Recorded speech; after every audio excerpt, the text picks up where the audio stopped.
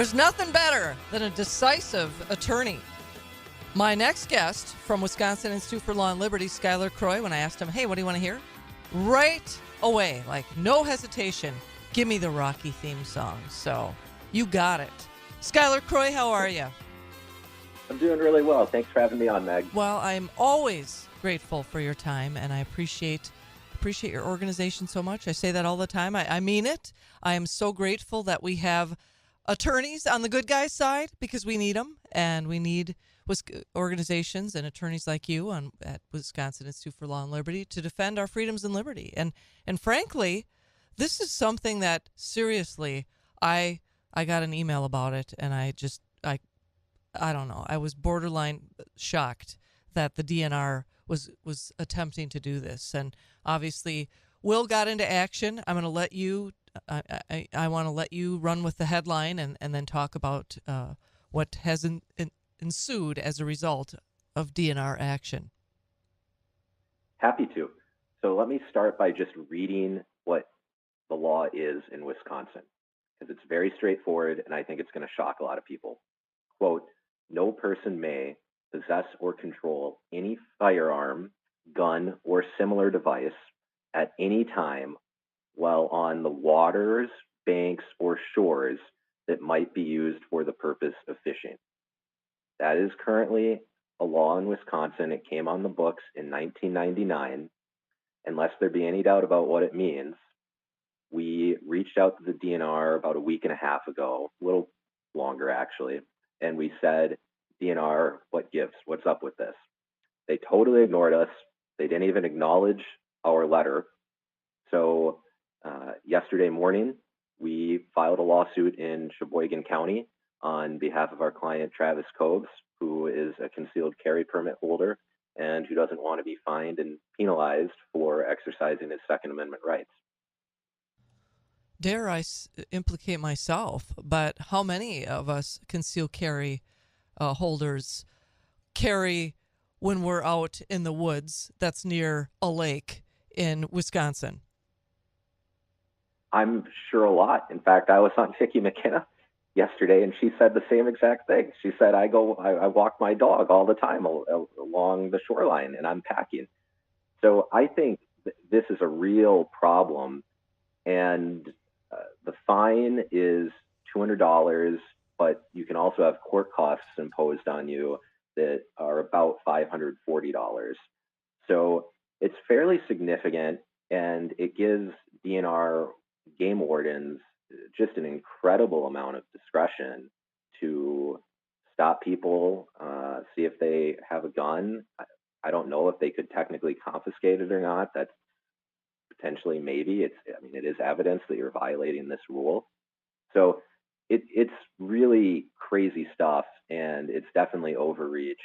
Our hope was initially that the DNR would work with us to just repeal this and that we wouldn't have to litigate because it's such an obvious and straightforward violation of people's basic liberties. But hey, if you ignore Will, we sue you. And that's what happened here. Don't mess with Rocky. Hey, so Skylar, so no word, crickets from the DNR at this point, still? Crickets. Yep, 100%. Well, I mean, we do have this little old thing called the Constitution on our side, correct? I mean, is this going to, I mean, I know you don't predict. I mean, that if you be in a different line of work, if you were able to predict the future, but do you anticipate that they're going to amend this rule? Well, I'll be happy either way. If they want to amend it so that we don't have to spend a bunch of time, money, and energy litigating in court, that's fine. But if they want to fight this in court, I'm more than happy to. It's a very straightforward Second Amendment lawsuit. This is not especially complicated. Again, not to sound like a broken record, but I'm just going to read it one more time. No person may possess or control any firearm, gun, or similar device at any time while on the waters, banks, or shores that might be used for purpose of fishing.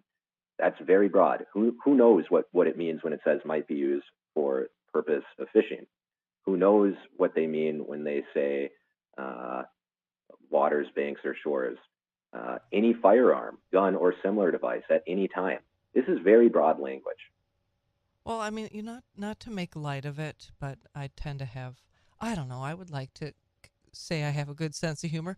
I mean, I have trouble catching fish or even getting a bite, but I'm smart enough to realize that using a firearm to catch a fish is pretty futile too. I mean, I'm frankly I'm really surprised.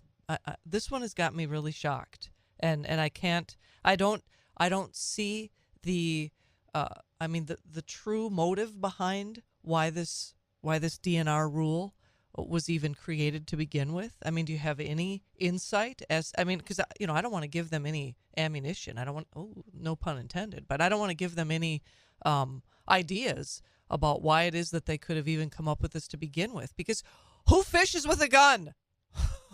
You know what I mean? Well, interestingly, in the early 1900s, it was a common way of incapacitating a muskie when you were reeling it in. So in the 1960s, they promulgated a rule that said you can't shoot muskies. Now, fine, fair enough, you can't shoot muskies. But then in 1999, they expanded it and they made the language broader so that it says not only can you not shoot the fish, you can't carry the gun that could or might be used to shoot the fish. And there's, by the way, another prohibition on actually shooting the fish. So that's not even what we're talking about. This is not about shooting fish. This is about carrying a gun that I guess they're worried you might use for that purpose. I would be shocked if they have any real evidence that this is actually a legitimate public safety problem. There's just no reason for it. If you're in the great outdoors and you want to carry a gun, of all places, that should be one where I would hope that everyone across the political spectrum can agree that carrying a gun shouldn't be that big a deal. Well, it's insulting to the angler and the aspiring angler. That's cheating. I mean, I want to catch a fish. And I mean, frankly, I did actually catch a fish last weekend. I caught a bass.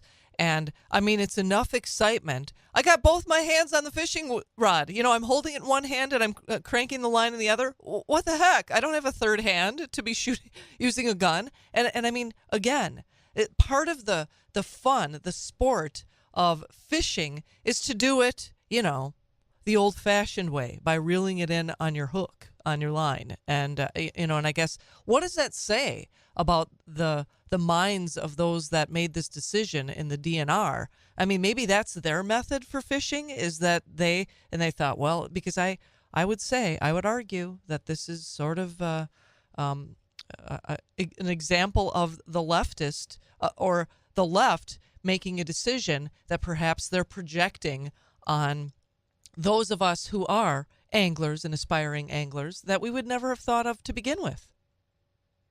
I have never actually heard in my many years of going fishing, I've never seen or witnessed anyone actually use a gun to shoot a fish. But again, that if we win this lawsuit, it will still be illegal in the state of Wisconsin to shoot fish. So, because there's a whole other rule about that. So that's not even what this is about. This is about this idea that there be extra preventative of anything like that happening. They can just ban the firearm altogether, which is lacking any proper basis to do. I think it's just an excuse. I mean, this is a gun. This is more a gun issue or a gun grab than anything else. It really, and I mean I guess what I'll ask is how did we become aware of this? How were you made aware of the fact that this has been in place since Did you say 1999? Yes. So my client Travis Coves is a lifelong fisher, hunter. He has a concealed carry permit.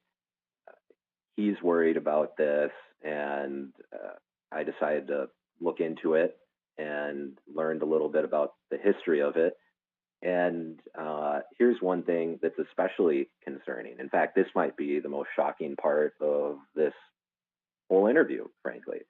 But there is a statute in Wisconsin, Wisconsin Statute 29.014 sub 4. And that statute says if you get cited for a DNR rule, you cannot challenge its constitutionality during the prosecution. If you want to challenge its constitutionality, you have to do it prior to being cited for it. So that's also part of what this lawsuit is about, because apparently if my client doesn't go to court now and have his day in court now, if he's ever cited for this, he's out of luck. My mouth is hanging open like, wow, honestly. And what's our recourse? Because, I would imagine that, okay, so in 1999, I got to think back. Well, that would have been what, would have been Governor Doyle? I don't even know. I'd have to double check. I would imagine it even was before that. Well, I mean, nonetheless, it really, I guess the message that it sends all of us is that how many other laws in the state of Wisconsin are infringing upon our rights and our freedoms here, constitutional rights in Wisconsin. And I mean, do we have to assign a legal scholar such as yourself to comb through the entire, I don't know, where are all the laws contained? I mean, I know we've got Westlaw and law books, but I actually do think that once concealed carry passed in Wisconsin, there should have been a systematic review of the entire administrative code, which is admittedly many thousands of pages, but it should have happened. And there also should have been a systematic review of all of the statutes, which again are thousands of pages. And there should have been a recognition at that time. The Second Amendment's not a second-class right. It's just as important as any other. And there should have been a large-scale effort to make sure that all of the laws in Wisconsin are consistent with that right. Unfortunately, I don't think that happened. If I'm recalling my history correctly, the Concealed Carry Acts passed right towards the end of Scott Walker's administration. And I think that there is a need for exactly what you're talking about. And if these executive agencies that Governor Evers is, at least in theory, in charge of, aren't going to take it upon themselves to deal with that, then frankly, I think the state legislature needs to step in and do whatever it is it needs to do to complete a review of that nature. All right. So, I got a couple of questions from listeners that have emailed. One of, I'll get to both of them. First question is from a listener that asks, what would it take to expand this current lawsuit so that it's a class action suit on behalf of all concealed carry permit holders in Wisconsin? It's a really good question. I'm not sure what it would take to do a class action per se, but I am certainly interested in filing similar lawsuits in similar counties. Again, our client right now is in Sheboygan County. If someone has an interest in potentially being a plaintiff in another county somewhere else in Wisconsin, I would encourage them to go to Will's website, will-law.org. You can find my contact information and my email very easily, and to consider emailing me and letting me know that they might be interested. Okay, I'm going to connect you. This is a solid guy, so I'm going to connect you with. I'll connect the two of you because this is, I think he's in Marathon County, and I think it's really important that, that the DNR takes this seriously, and I think the stronger the group or the larger the group of people behind this, I think the stronger it makes your case. Other question from a listener: what about duck and goose hunters? That's a very good question.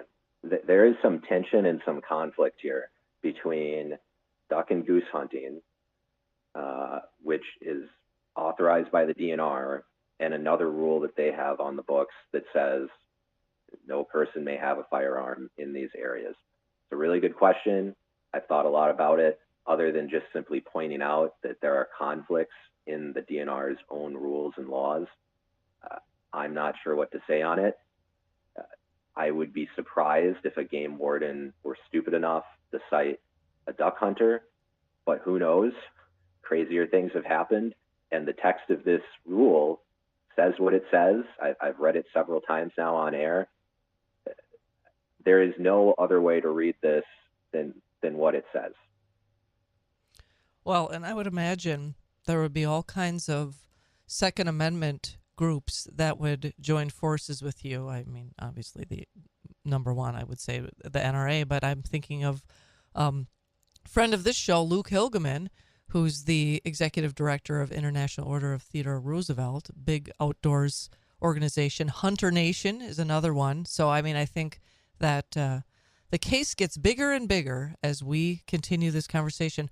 Well, Skylar, I'm going to connect you with this particular listener that I know would be very interested in, and I think he's rock solid in terms of concealed carry on behalf of the concealed carry holders here in Wisconsin.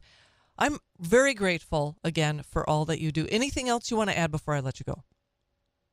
No, I just really appreciate your time, Meg. Thank you so much. Oh, my gosh. I appreciate yours. Thank you so much for what you're doing on behalf of the citizens here in Wisconsin, on behalf of our freedom and liberties. I would not sleep well if Wisconsin Institute for Law and Liberty did not exist, and grateful for all that you do. And thank you again for joining me this morning.